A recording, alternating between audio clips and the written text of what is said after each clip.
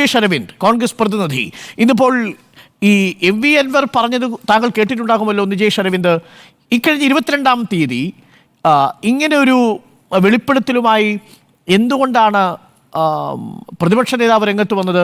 പ്രതിപക്ഷ നേതാവ് വളരെ പെട്ടെന്ന് RSS ADGP ബന്ധത്തെക്കുറിച്ചൊരു വെളിപ്പെടുത്തൽ നടത്തുന്നു. അത് അദ്ദേഹത്തിൻ്റെ തന്നെ പുനർജനി പദ്ധതിയിലെ ED അന്വേഷണം ഒഴിവാക്കി കിട്ടാൻ ഈ ADGP ഉപയോഗിച്ചു എന്നതാണ് PV അൻവറിൻ്റെ വാദം. PV അൻവറിന് വേണ്ടി നിരത്തിലിറങ്ങിയ നിങ്ങൾക്ക് PV അൻവറിൻ്റെ ഈ വാദം ദഹിക്കുമോ നിജേഷ്? ഒന്ന് അരുൺകുമാർ, PV അൻവറിന് വേണ്ടി ഞങ്ങൾ ഇതുവരെ നിരത്തിലിറങ്ങിയിട്ടില്ല. PV അൻവർ എന്ന് പറയുന്ന MLA-യുടെ ഒരു നടപടിയോടും ഞങ്ങൾക്ക് യോജിപ്പില്ല. എന്നാൽ PV അൻവർ പുറത്തുവിട്ട വിഷയങ്ങളിൽ അന്വേഷണം വേണം. ഇതാണ് ഞങ്ങളുടെ നിലപാട്. അതുകൊണ്ട് ദയവ് ചെയ്ത് അൻവറിനത് ഞങ്ങളുടെ തലയിൽ കെട്ടിവെക്കരുത്. 1. 2, പൂരം കലക്കിയെന്ന് ആദ്യമായി പുറത്തു പറഞ്ഞത് ഇടതുപക്ഷ MLA PV അൻവറാണ്, ഞങ്ങളല്ല. CPM സഹയാത്രികനായ MLA PV അൻവർ പറഞ്ഞു പൂരം കലക്കി. അതിൻ്റെ ഉത്തരവാദിത്വം ഞങ്ങൾക്കല്ല. അതുകൊണ്ട് അതിൻ്റെ മറുപടി പറയേണ്ടത് ഇടതുപക്ഷ ജനാധിപത്യ മുന്നണിയോ CPM-ഓ കേരളത്തിൻ്റെ മുഖ്യമന്ത്രിയോ ആണ്. ഞങ്ങൾ ഉന്നയിച്ച കാര്യം RSSൻ്റെ അഖിലേന്ത്യാ നേതാക്കന്മാരെ കേരളത്തിൻ്റെ ക്രമസമാധാന ചുമതലയുള്ള ADGP കേരള മുഖ്യമന്ത്രിയുടെ വളരെ അടുപ്പത്തിലുള്ള അജിത് കുമാർ സ്വകാര്യ കാറിൽ കയറി പോയി കണ്ടു എന്നുള്ളതാണ്. ഒഫീഷ്യലായി പോയി കണ്ടാൽ ഞങ്ങൾക്ക് പ്രശ്നമില്ല, സ്വാഭാവികമാണ്. ലോ ആൻഡ് ഓർഡർ ആയിരിക്കും സംസാരിക്കാനുള്ളത്. എന്തിന് അദ്ദേഹം വണ്ടി ഒരു സ്ഥലത്ത് നിർത്തി RSSൻ്റെ നേതാവിൻ്റെ സംഘടനാ ഭാരവാഹിയോടൊപ്പം പോയിക്കൊണ്ട് ഈ ആളുകളെ കണ്ടു എന്നുള്ളതാണ് RSS നേതാവിനെ കൂടിക്കാഴ്ച നടത്തുന്നത് ഒരു ക്രമസമാധാന പ്രശ്നമല്ല, അതൊരു കുറ്റകൃത്യമല്ല. RSS നിരോധിക്കപ്പെട്ട സംഘടനയല്ല. RSS പ്രവർത്തകർക്ക് ഇന്ത്യൻ സിവിൽ സർവീസ് അടക്കം കേന്ദ്ര സർവീസിൽ ഉള്ള എല്ലാ ജീവനക്കാർക്കും അംഗമാകാനുള്ള അവസരവും കേന്ദ്ര സർക്കാർ ഒരുക്കിയിട്ടുണ്ട്. അദ്ദേഹത്തെ നിയോഗിച്ചിരിക്കുന്നത് കേന്ദ്ര പേഴ്സണൽ മന്ത്രാലയമാണ്. അങ്ങനെയുള്ള ഒരു ഉദ്യോഗസ്ഥന് RSS നേതാവിനെ പോയി കാണുന്നത് കൊണ്ട് എന്താണ് തടസ്സം സ്വകാര്യ സന്ദർശനത്തിന്? നിജേഷ് അരവിന്ദ്, തീർച്ചയായിട്ടും കേരളത്തിലെ രാഷ്ട്രീയ സ്ഥിതിക്കകത്ത് CPM ഒരു ഭാഗത്ത് നിൽക്കുന്നു, RSS മറ്റൊരു ഭാഗത്ത് നിൽക്കുന്നു, UDF മറ്റൊരു ഭാഗത്ത് നിൽക്കുന്നു. കേരളത്തിൻ്റെ ക്രമസമാധാന ചുമതലയുള്ള ADGPക്ക് RSS നേതാവിനെ ഒരു ക്രമസമാധാന പ്രശ്നത്തിൻ്റെ പേരിൽ പോയി കാണാം, പ്രശ്നമില്ല. ഇനി സ്വകാര്യ സന്ദർശനം നടത്താം, അത് പുറത്തുവിടണം. RSS നേതാവിൻ്റെ കാറിനകത്ത് പോയി സ്വകാര്യ സംഭാഷണം നടത്തുന്നു. അതിനുശേഷമുണ്ടായ സംഭവവികാസങ്ങളെ പറ്റി CPM-നകത്തുള്ള MLA പുറത്തുവിടുന്നു. 2 കൂടി കണക്ട് ചെയ്യുന്നു. ഞങ്ങൾ പറയുന്നു ശ്രീ അരുൺകുമാർ തന്ന മറുപടി കേരളത്തിന്റെ ആഭ്യന്തര സംവിധാനം തരട്ടെ, ആഭ്യന്തര മന്ത്രി തരട്ടെ. അതാണ് ചട്ടം. RSS ഒരു ബാൻഡ് സംഘടനയല്ല, ഒരു നിരോധിക്കപ്പെട്ട സംഘടനയല്ല നിജേഷ്. അതിന് നമ്മളുടെ KPCC പ്രസിഡന്റ് തന്നെ RSSന്റെ ശാഖയ്ക്ക് കാവൽ നിന്നിട്ടില്ലേ? അല്ല, ആവശ്യമില്ലാത്ത ചർച്ചകളിലേക്ക് കൊണ്ടുപോകണ്ട. ഞാനിവിടെ പറഞ്ഞിരിക്കുന്നത് ഇപ്പൊ സുനിൽകുമാർ പറഞ്ഞു മന്ത്രിസഭയിലെ CPI-യുടെ പ്രധാനപ്പെട്ട ഉത്തരവാദിത്തമുള്ള ആളുകൾ പറയുന്നു അത് തെറ്റാണ്. കേരളത്തിൽ രാഷ്ട്രീയ വിദ്യാഭ്യാസം നടത്തുന്ന ഏതൊരാൾക്കും അറിയാം RSSന്റെ അഖിലേന്ത്യാ നേതാവിനെ സന്ദർശിക്കേണ്ട ഒരു കാര്യവുമില്ല കേരളത്തിലെ ADGPക്ക്. ഉണ്ടെങ്കിൽ അത് കേരള മുഖ്യമന്ത്രിയുടെ എന്തോ ചില ദൂതുമായി പോയതാണ്. ആ ദൂത് പുറത്തു വരട്ടെ, ആ ദൂതാണ് വരേണ്ടത്.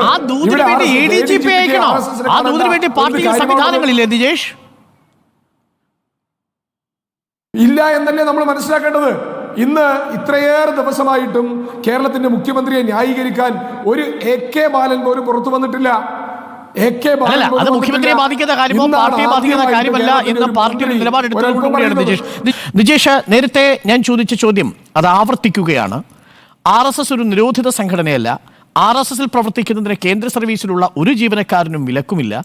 ആ വിലക്കില്ലാത്ത സാഹചര്യത്തിൽ ഔദ്യോഗിക വാഹനം ഉപേക്ഷിച്ച് സ്വകാര്യ വാഹനത്തിൽ യാത്ര ചെയ്ത് ദത്താത്രേയോ റാം മാധവനെയോ കണ്ടാൽ അതിൽ മുഖ്യമന്ത്രിയെ വലിച്ചിഴയ്ക്കുന്നത് എന്തിന് നിജേഷ്?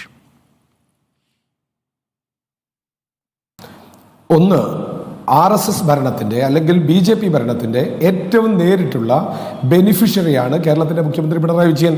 അദ്ദേഹത്തിന് വളരെ വ്യക്തിപരമായ പല കാര്യങ്ങളും ചെയ്തു കൊടുക്കുന്നത് കേന്ദ്ര മന്ത്രിസഭയാണ്. ലാവ്ലിൻ കേസ് എനിക്കും നിങ്ങൾക്കും അറിയാം, ആ 100 കണക്കിന് തവണ മാറ്റിവെച്ചു. മകൾക്കെതിരെയുള്ള SFIO കേസ് എത്രയോ കാലമായി ഫ്രീസ് ചെയ്യപ്പെടുന്നു. ED കേസ് ഫ്രീസ് ചെയ്യപ്പെടുന്നു. കൃത്യമായ അന്വേഷണത്തിലേക്ക് വരുന്നില്ല. ഇതിനൊക്കെ സഹായം ആര് ചെയ്യുന്നു? കേന്ദ്ര ഗവൺമെന്റ് ചെയ്യുന്നു.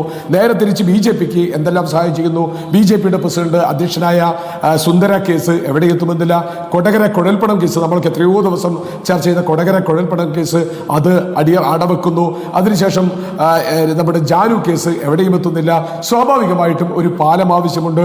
ആ പാലമാണ് ഇതുപോലെയുള്ള ചർച്ചകളിലൂടെ നടപ്പാക്കപ്പെടുന്നത്. ഒരു കാലത്തും ഇല്ലാത്ത രീതിയിൽ ഒരുപക്ഷെ രാഷ്ട്രീയ ശത്രു എന്ന് പലവട്ടം ആവർത്തിക്കുന്ന CPMന്റെ നേതാവിനെ ഇങ്ങനെയൊക്കെ പ്രശ്നമുണ്ട്. RSSന്റെ സംഘടനാ ചുമതലയുള്ള BJP നേതാവല്ല ദത്താത്രേയ ഹൊസബള. താങ്കൾക്കും എനിക്കും അറിയാവുന്നതുപോലെ RSSകാർ ഇങ്ങനെ വഴിയിൽ ചന്തയിൽ കിടക്കുന്ന ഒരു പാർട്ടിയൊന്നുമല്ല, ഒരു സംഘടനയൊന്നുമില്ല. അവർക്ക് അതിൻ്റെ കൃത്യമായ കാര്യവാഹക ശേഷിയുണ്ട്, ഒരു കേഡർ സംവിധാനമുണ്ട്. ആ രീതിയിലാണ് അവർ പ്രവർത്തിക്കുക. അനാവശ്യമായ ഒരു വാക്ക് പോലും രാഷ്ട്രീയമായി അവർ ഉത്തരവാദിത്വമില്ലാത്ത ഒരാൾ പറയില്ല. അതാണ് RSSന്റെ രീതി. അപ്പോൾ ആ ദത്താത്രേയ ഹൊസബാളയുമായി കൂടിക്കാഴ്ച നടത്തിയെന്ന് പറയുമ്പോൾ താങ്കൾ ആരോപിക്കുകയാണ്, അല്ലെങ്കിൽ പ്രതിപക്ഷം ആരോപിക്കുകയാണ്, ആ മുഖ്യമന്ത്രിയുടെ മകളുടെ കേസ് അങ്ങ് തീർപ്പാക്കാം കേട്ടോ, പൂരം അത് കലക്കണം കേട്ടോ എന്നൊക്കെ. RSSലെ ഒരു ജനറൽ സെക്രട്ടറി, സംഘടനാ ചുമതലയില്ലാത്തൊരു നേതാവ്, അതും കേരളത്തിൽ ഈ ADGP വിചാരിച്ചാൽ ഒറ്റയ്ക്കൊരു പൂരം കലക്കാൻ പറ്റൂ? ഇവിടെ സംവിധാനത്തിന് നോക്കാൻ നിരീക്ഷണ സംവിധാനങ്ങളില്ലേ? ഇതൊക്കെ നമ്മുടെ ഗൂഢാലോചന തിയറികളല്ലേ? ഇതെങ്ങനെ ജനങ്ങൾ വിശ്വസിക്കും? നിജീഷ്, ഒരു ചോദ്യം കൂടി. 2023 മെയ് മാസം 22-ാം തീയതി ADGP കണ്ടിട്ട് 24 ഏപ്രിൽ 19 പൂരം കലക്കാൻ പോവുക. ഇത് BJP നേതാവ് പറഞ്ഞതുപോലെ ഇതൊക്കെ ആരോടാ പറയുന്നത് നിജീഷ്? ഒരു സാധാരണ കോമൺ സെൻസ് ഉള്ള ആൾക്കാർ വിശ്വസിക്കുമോ? അല്ല, വിശ്വസിച്ചോ വിശ്വസിച്ചില്ലോ എന്നുള്ളത് കേരളം നാളെ പറയട്ടെ. എത്ര മനോഹരമായിട്ടാണ് RSSനെ വെള്ളപൂശാൻ വേണ്ടി ഡോക്ടർ അരുൺകുമാർ വരുന്നത്. എത്ര നല്ല സംഘടന, എത്ര നല്ല സംഘടന എന്നൊരു വാക്ക് ഞാൻ പറഞ്ഞിട്ടില്ല. എന്തൊരു മനോഹരമായ നല്ല സംഘടന എന്നൊരു വാക്ക് ഞാൻ പറഞ്ഞിട്ടില്ല. RSSന്റെ സംഘടനാ രീതി അതല്ല എന്നാണ് ഞാൻ പറഞ്ഞിരിക്കുന്നത്. RSSന്റെ സംഘടന സെമി കേഡർ ആവാൻ ശ്രമിക്കുന്ന കോൺഗ്രസിന്റെ കേഡർ സംഘടനയെ കുറിച്ച് അറിയാത്തത് എന്റെ കുഴപ്പമല്ല നിജീഷ്. അതൊരു കേഡർ സംഘടനയാണ്. ആ കേഡർ സംഘടനയ്ക്ക് അതിന്റെ രീതിയുണ്ട്. അതേപോലെയാണ് മറുഭാഗത്ത് CPM. അരുൺകുമാർ ചോദിക്കട്ടെ. അരുൺകുമാർ ബേജാറാവല്ലേ? ഞാൻ ചോദിക്കട്ടെ, കേരളത്തിന് DGPക്ക് സംവിധാനമില്ലേ? ലോഗ് ബുക്കില്ലേ? വാഹനത്തിന് അവിടെ പോകുന്നത് അറിയപ്പെട്ടൂടെ? എന്തിന് സ്വകാര്യ വാഹനത്തിൽ പോയി? സ്വകാര്യ വാഹനത്തിൽ ADGP പോയിട്ടുണ്ടെങ്കിൽ അത് സ്വകാര്യ കാര്യത്തിനാണ്. ആ സ്വകാര്യ കാര്യം നടത്തേണ്ടത് ആരാണ്? കേന്ദ്ര ഗവൺമെന്റ് ആണ്. കേന്ദ്ര ഗവൺമെന്റ് നടത്തി കൊടുക്കാൻ വേണ്ടി പഴയ സ്വപ്ന സുരേഷിന്റെ കേസുണ്ടായപ്പോൾ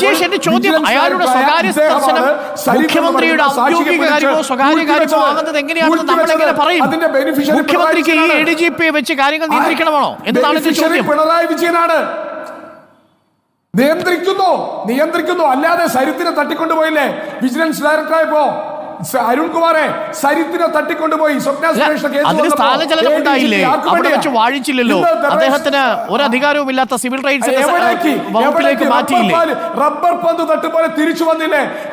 ഞാൻ ചോദിക്കട്ടെ അരുൺകുമാറിന് വികാരമുണ്ടോ എനിക്കറിയില്ല. അൻവർ പറഞ്ഞ ഭാഷ കടമെടുത്താൽ അദ്ദേഹത്തിനെതിരെ ഒരു ആരോപണം വരുന്നു. കേരളത്തിൽ എവിടെയെങ്കിലും ഉണ്ടോ ADGPക്കെതിരെ അന്വേഷണം വന്നാൽ മാറ്റി നിർത്താതെ അന്വേഷണം നടത്തിയ ചരിത്രമുണ്ടോ? അൻവറിന്റെ ഭാഷ കടമെടുത്താൽ ഹെഡ് മാഷ്ക്കെതിരെ പരാതി അന്വേഷിക്കാൻ പ്യൂണിന് ഏർപ്പാടാക്കുന്ന ഒരു ചരിത്രം കേരളത്തിലുണ്ടോ? അദ്ദേഹത്തിന് റിപ്പോർട്ട് ചെയ്യേണ്ട ആളുകൾ, അദ്ദേഹത്തിനെതിരെ കേസ് അന്വേഷിക്കുന്ന കേരളം. ആ കേരളത്തിൽ നേരത്തെ പന്തടിച്ച് തിരിച്ചു വരുന്നത് പോലെ വിജിലൻസിൽ നിന്ന് പോയി ADGPയുടെ ചുമതല ലോ ആൻഡ് ഓർഡർ ചുമതലയുമായിട്ടാ അദ്ദേഹം വരുന്നത്. എന്തേ കേരളത്തിലെ പഴയ DGPമാർക്കൊന്നും ഇല്ലാത്ത ഒരവസരം DGPയെ മൂലക്കിരുത്തി അദ്ദേഹത്തിന് ഈ അവസ്ഥ കൊടുത്തു? എന്തിനു കൊടുത്തു? ശരി, അത് പ്രധാനപ്പെട്ട ഒരു ചോദ്യമാണ്. എന്തുകൊണ്ടാണ് വിജിലൻസിൽ നിന്ന് ഒഴിവാക്കിയ ഒരാൾ പന്തടിച്ചതുപോലെ വളരെ പെട്ടെന്ന് അതിനേക്കാൾ ഉത്തരവാദിത്വമുള്ള ക്രമസമാധാനത്തിന്റെ ചുമതലയിലേക്ക് വന്നത് എന്ന ചോദ്യം വളരെ പ്രസക്തമാണ്. ആ ചോദ്യത്തിന് അതൊരു ലോജിക്കുണ്ട്. പക്ഷേ എന്റെ മുഴുവൻ 2 ചോദ്യങ്ങൾക്കും അങ്ങ് ഉത്തരം നൽകി. 2023 മെയ് 22-ാം തീയതി ഒരു വർഷത്തിന് ശേഷം നടക്കുന്ന പൂരത്തെക്കുറിച്ച് കൂടിയാലോചിക്കാൻ വേണ്ടി RSSും ADGPയും ശ്രമിച്ചു എന്നുള്ളത് എങ്ങനെയാണ് നിലനിൽക്കുക എന്നതാണ് ഒരു പ്രധാനപ്പെട്ട ചോദ്യം. അതൊരു ലോജിക്കലായ ചോദ്യമാണ്. കാരണം അതിനിടയിൽ എന്ത് സംഭവിക്കാം? ഇയാൾ തന്നെ ADGP സ്ഥാനത്ത് തുടരുമെന്ന് എന്താ ഉറപ്പ്? പൂരവുമായി ബന്ധപ്പെട്ടുകൊണ്ട് ഈ ADGPക്കാണ് ചുമതല കൊടുക്കുന്നത് എന്താ ഉറപ്പ്? ഇതൊന്നും നമുക്കറിയില്ലല്ലോ. അപ്പോൾ അതൊന്നും നിലനിൽക്കുന്ന വാദങ്ങളല്ല.